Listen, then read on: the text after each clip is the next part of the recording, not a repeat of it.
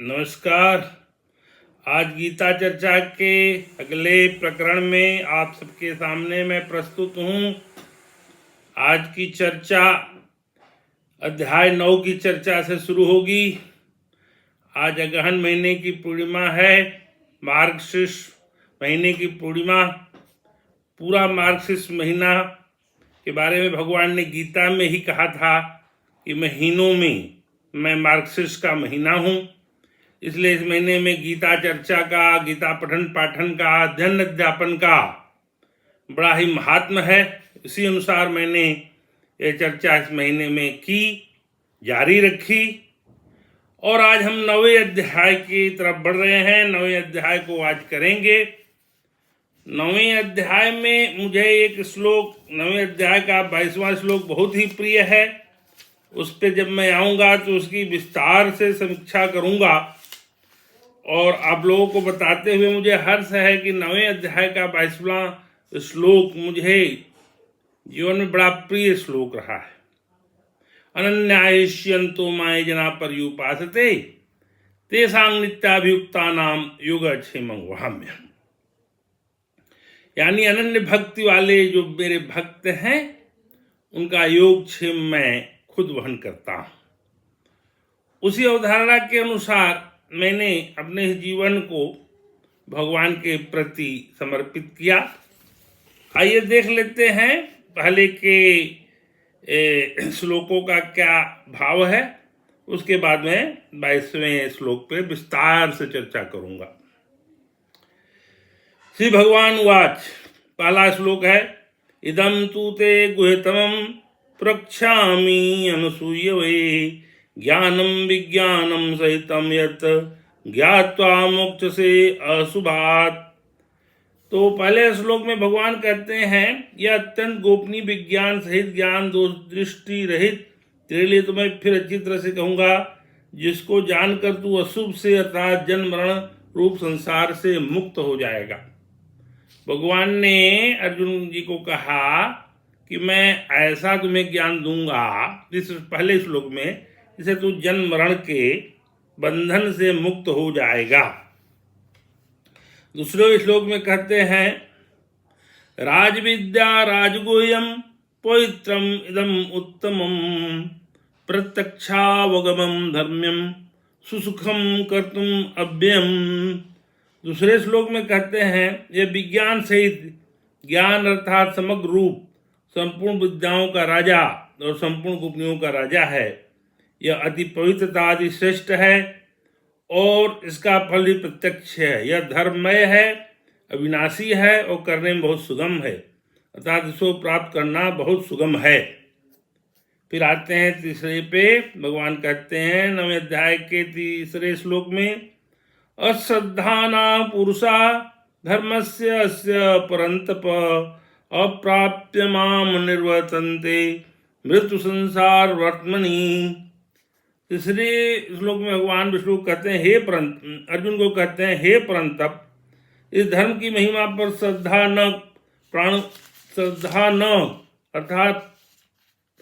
न रखने वाला मनुष्य मुझे प्राप्त न होकर मृत्यु रूपी संसार के मार्ग में लौटते हैं, अर्थात बार बार जन्मते मरते रहते हैं।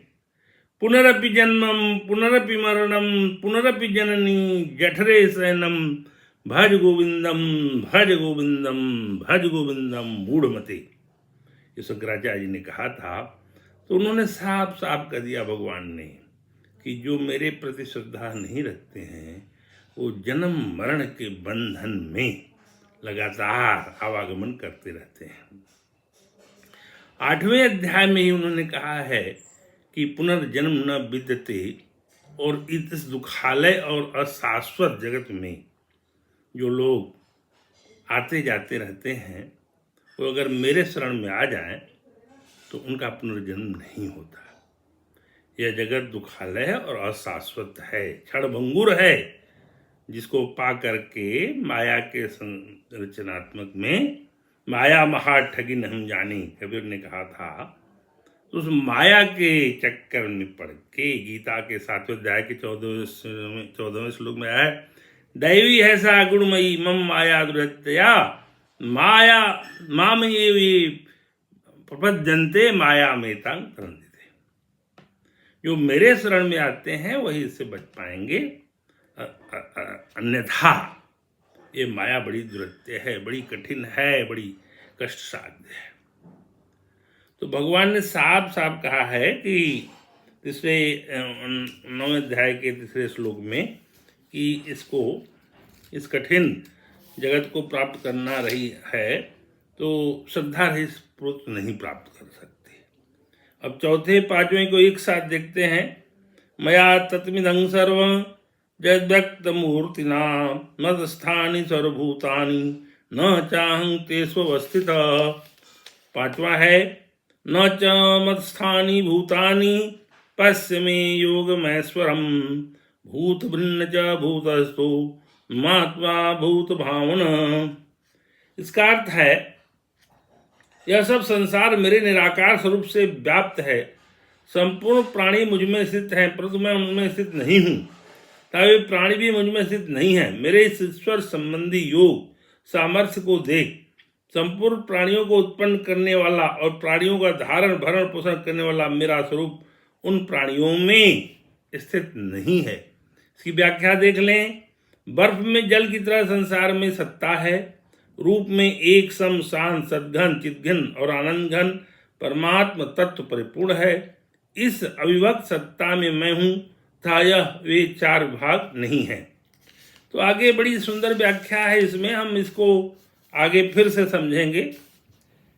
छठे श्लोक में कहते हैं भगवान, यथा आकाश स्थिता नित्यम वायु सर्वत्र गमहान तथा सर्वाणि भूतानि मत्स्थानीति उपधार्य। छठे का अर्थ है, भावानुवाद है, जैसे सब जगह विचरने वाले महान वायु नित्य ही आकाश में स्थित रहती है वैसे ही संपूर्ण प्राणी मुझ में स्थित रहते हैं, ऐसा तुम मान लो। भगवान कहते हैं कि जैसे आकाश में वायु विराजमान है उसी तरह से संपूर्ण प्राणी मुझ में स्थित रहते हैं। सातवां श्लोक है 9वें अध्याय का, सर्वभूतानि कौन्तेय प्रकृति यान्ति मामिकाम कल्पक्षये पुनस्तानि कल्पादो विसृजाम्यहम्। हे कुंती नंदन, कल्पों का क्षय होने पर महाप्रलय होने के समय संपूर्ण प्राणी मेरी प्रकृति को प्राप्त होते हैं और कल्पों के आदि में महासर्ग के समय मैं फिर उनकी रचना करता हूँ। कल्प के आदि में भी कल्प के अंत में भी भगवान सारे प्राणियों का निर्माण करते हैं और वहाँ उपस्थित रहते हैं। तो इस सारे अर्थ को विस्तार से समझते हुए मैं अब आगे बढ़ते हुए गीता के अध्याय 9 के 21वें श्लोक पे आता हूँ, जिसमें उन्होंने कहा है, ते तं भुक्त्वा स्वर्गलोकं विशालं क्षीणे पुण्ये मर्त्यलोकं विशन्ति एवं त्रयीधर्मनुप्रपन्ना गतागतं काम कामान् लभन्ते। कैसे जीव ब्रह्मलोक से फिर मृत्युलोक पे आते हैं, उनकी यात्रा का वर्णन करें भगवान 21वें श्लोक में। वे उस विशाल स्वर्ग लोक के भोगों को भोग कर पूर्ण क्षीण होने पर मृत्युलोक में आ जाते हैं। इस प्रकार तीनों वेदों में कहे हुए सकाम धर्म का आश्रय लिए हुए भोगों की कामना करने वाले मनुष्य आवागमन को प्राप्त होते हैं। पहले भी कहा जा चुका है कि जो लोग सकाम कर्म करते हैं वो पुनर्जन्म को प्राप्त होते हैं। उनके संचित पुण्य के हिसाब से वह ब्रह्मलोक में चले जाते हैं और जैसे ही वो संचित पुण्य क्षय हो जाता है तो फिर मृत्युलोक को वापस आ जाते हैं, अर्थात उनका आवागमन बना रहता है। हम आप भी इस आवागमन के मार्ग से कई बार गुजर चुके होंगे। जैसा शंकराचार्य जी ने लिखा है गीत गोविंद में, पुनरपि जन्मम पुनरपि मरणम पुनरपि जननी जठरे शयनम भज गोविंदम भज गोविंदम भज गोविंदम मूढ़मते। ये पूरा जीवन एक अपॉर्चुनिटी है, एक अवसर है। ये मानव जीवन से आप सीधे मोक्ष को भी जा सकते हैं। देवता लोग भी मृत्यु लोक को ही आते हैं पुण्य क्षीण होने पे। देवता लोगों को अधिकार प्राप्त नहीं है कि वो मोक्ष को प्राप्त करें। मनुष्य को यह अधिकार प्राप्त है कि वो ऊपर भी जा सकता है और नीचे भी गिर सकता है अपने कर्मों के आधार पे।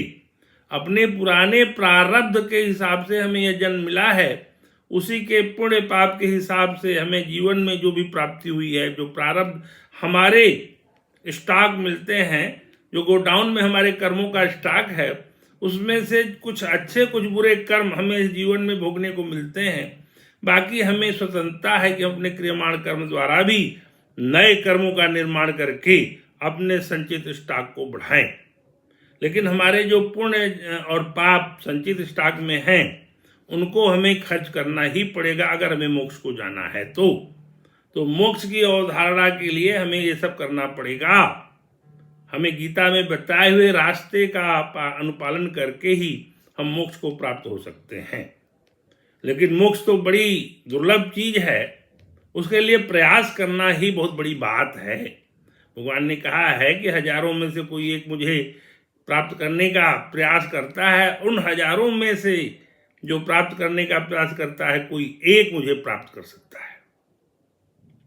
आइए आगे बढ़ते हैं। 22वां श्लोक क्या कहता है?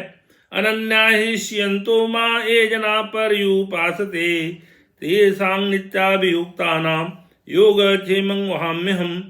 जो अनन्य भक्त मेरा चिंतन करते हुए मेरी भली भांत उपासना करते हैं, मुझ में निरंतर लगे हुए उन भक्तों का योगक्षेम और प्राप्ति और प्राप्त की रक्षा मैं वहन करता हूं। भगवान की ये गारंटी है।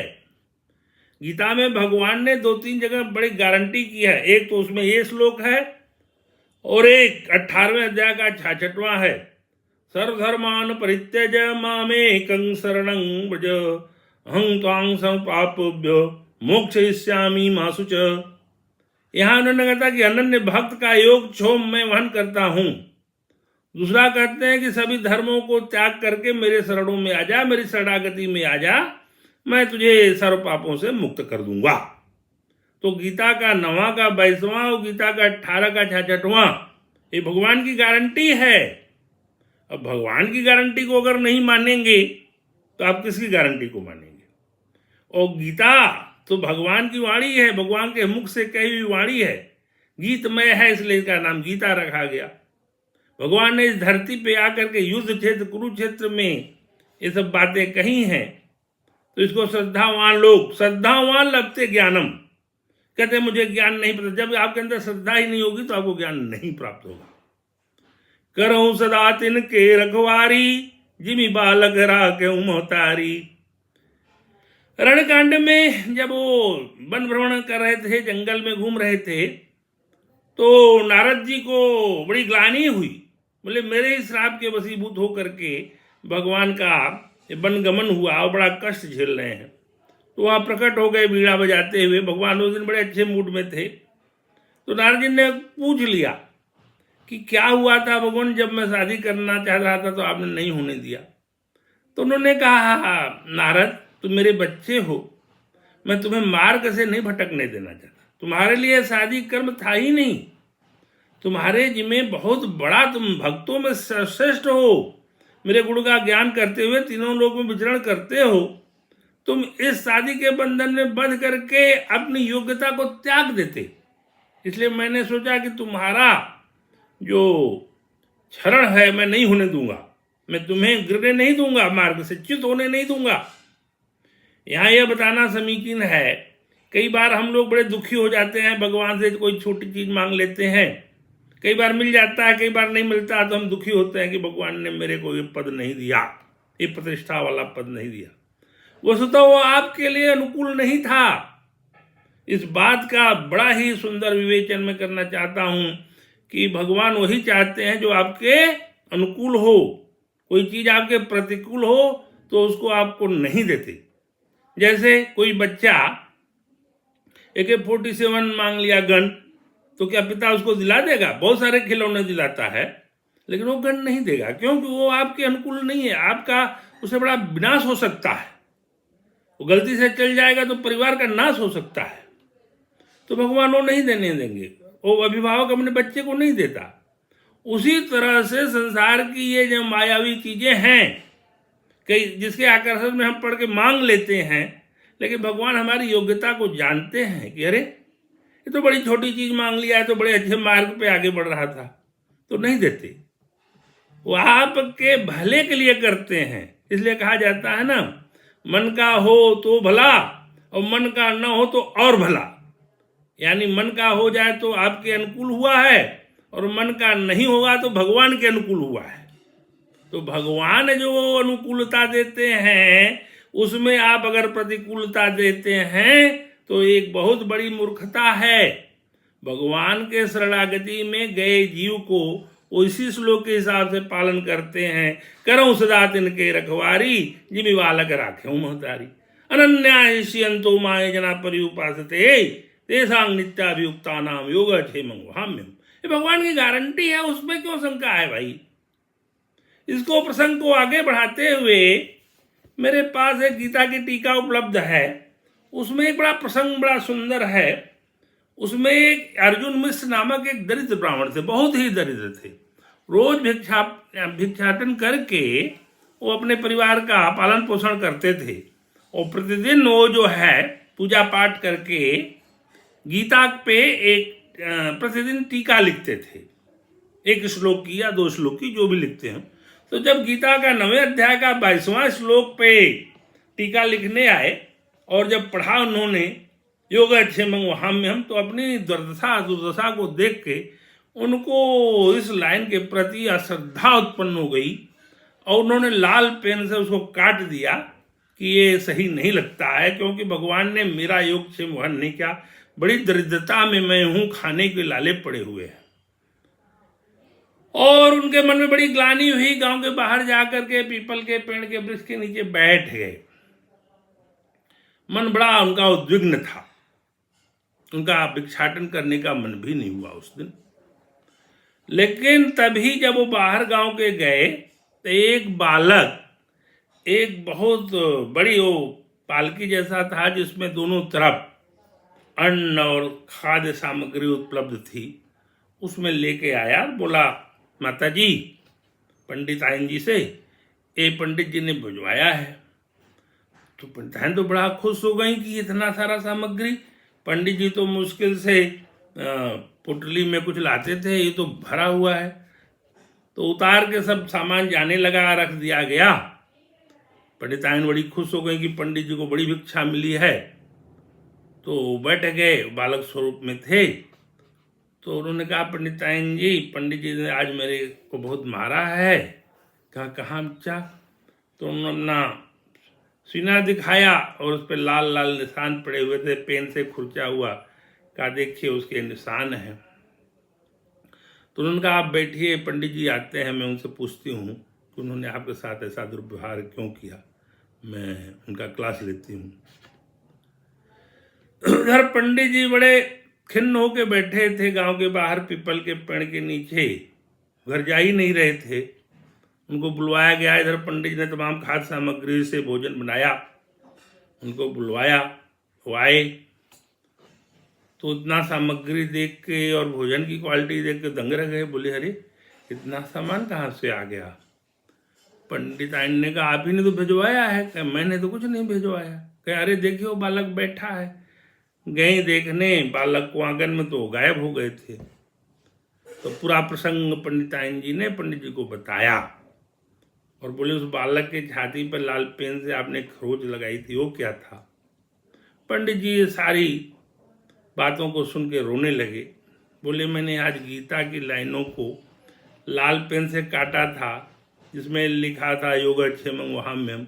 तो मैंने सोचा था भगवान मेरा योगक्षेम तो कर नहीं रहे हैं, लेकिन ये भगवान बड़े भगवान हैं, इनको कभी अश्रद्धा नहीं करना है।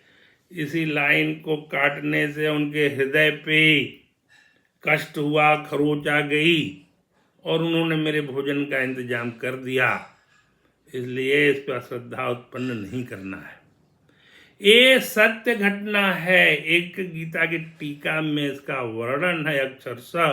पंडित जी का नाम अर्जुन मिश्र है और ये सत्य घटना के रूप में उस टीका में वर्णित है।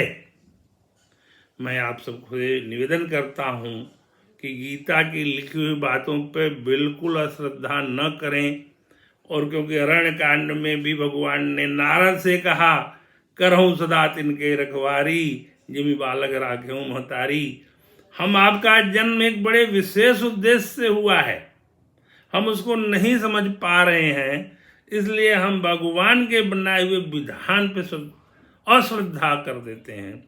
हम सोचते हैं कि हमें फला पद नहीं मिला, हमारे गाड़ी बंगलों की संख्या फला से कम हो गई है, मेरी आर्थिक उन्नति उतनी नहीं हुई जितने हमारे पड़ोसी पटीदार की हो गई है, हमारे साथ के जो पढ़ते थे वो हमसे आगे निकल गए हैं, हमारे पड़ोस वाले का मकान कई मंजिला बन गया है, उसकी गाड़ी बड़ी BMW हो गई है और पता नहीं क्या क्या। हम सांसारिक वैभवों से हम अपनी सफलता की कामना करते हैं, जो कि एक बहुत बड़ी मूर्खता है।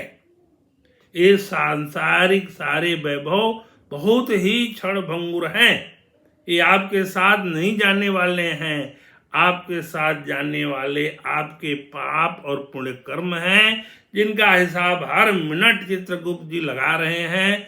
उसके हिसाब से आपके आने वाले जीवन का निश्चय होगा कि आप मनुष्य योनि में जाएंगे कि पशु योनि में जाएंगे। मनुष्य योनि में जाएंगे तो कहाँ जाएंगे, अर्थात स्वर्ग में भी जा सकते हैं और अति सुंदर होगा, श्रेष्ठतम होगा, जबकि मोक्ष की स्थिति में जाएंगे। फिर से यहाँ बता देना समीचीन होगा, मोक्ष करोड़ों अरबों में कुछ एक लोगों को होता है। रामकृष्ण परमहंस को हुआ है और कुछ एक बड़े बड़े लोगों को हुआ है, जिन्होंने कि वास्तव में पूरे जीवन को अपने पुण्य कर्मों में लगा दिया है। निष्काम कर्म करना है, सकाम कर्म होने से बार बार गीता में लिखा हुआ है, कर्मण्येवाधिकारस्ते मा फलेषु कदाचन। ये जो सकाम कर्म करते हैं, इससे जीवन में आगे आने वाले जन्म में हो सकता है कि आपकी स्थिति आर्थिक रूप से बेटर हो जाए। गीता के 6वें अध्याय के 41वें श्लोक में भी आया है कि वो पुनर्जन्म जो है धीमान वालों घरों में होता है, उच्च कुल में होता है, वो जो योग भ्रष्ट योगी होता है उसको बड़ा अच्छा अपॉर्चुनिटी फिर मिलता है। ये सारी चीज़ें होती हैं, लेकिन पुनर्जन्म होना, बार बार इस धरती पे आना, ये कोई बहुत बड़ी उपलब्धि नहीं है। आप अच्छे घरों में पैदा होंगे, फिर वही जो गीता के 8वें अध्याय के 14वें श्लोक में आया है कि मतलब अशाश्वत और इस क्षणभंगुर जगत में, दुखालय जगत में बार बार आवागमन को अप्राप्त होते हैं। तो बार बार आवागमन को प्राप्त करने के लिए जन्म अगर ले रहे हैं तो गीता के हिसाब से अभी बहुत समय लगेगा। अगर इसी जन्म के बचे हुए कालों में कुछ अच्छा काम कर लें तो हो सकता है कि आगे की स्थिति आपकी उन्नत हो जाए। लेकिन उस आगे की स्थिति को उन्नत करने के लिए दिन रात प्रयासरत रहना चाहिए। वो हर क्षण भगवान के शरण में और भगवान के नाम का जप करना चाहिए। आपको ये सोचना चाहिए कि आपके पास राम नाम का कितना धन इकट्ठा है, बजाय इसके कि आपके पास कितनी जगह, जमीन और घर और मकान और दुकान और जो है गाड़ियाँ, इसके वैभव को इकट्ठा करेंगे तो यहीं रह जाएगा, इसका एक अंश भी नहीं जाएगा। जो चीज सामने दिख रही है वो एक भी नहीं जाएगी, जो चीज नहीं दिख रही है वो आपके साथ जाने वाली है। जिसके बारे में कितना आपने सोचा है वो आप जाने। मैं तो अपनी जानता हूं कि वो सब सोचने से कोई फायदा नहीं होता। तो स्वामी जी राम सुखदास जी ने भी इस कमेंट्री में गीता में लिखा है, जिसका मैं आधार बना के चलता हूँ, गीता प्रबोधिनी। तो ये सब चीज़ें पढ़ने के बाद यह बताना समीचीन होगा कि मैं भी 2 दिन पहले गीता प्रेस में गया था। वहाँ बहुत सारी गीता पे कमेंट्री थी। एक नई कमेंट्री गीता पे आई है तत्व विमोचनी, बहुत पहले की थी, जयदयाल गोविंदका जी की, और उसका पुनर्प्रकाशन हुआ था, तो वो मेरे को मिली है, जिसका लाभ मैं ले रहा हूँ और अपने अगले व्याख्यानों में उसकी समीक्षा के साथ आप लोगों के साथ प्रस्तुत होऊंगा। तो आज का चैप्टर गीता के 9वें अध्याय के 22वें श्लोक तक का हुआ, बाकी का मैं आगे वर्णन करूंगा। पुनः कृष्णाय वासुदेवाय हरे परमात्मने प्रणतः क्लेश नाशाय गोविंदाय नमो नमः। नमस्कार।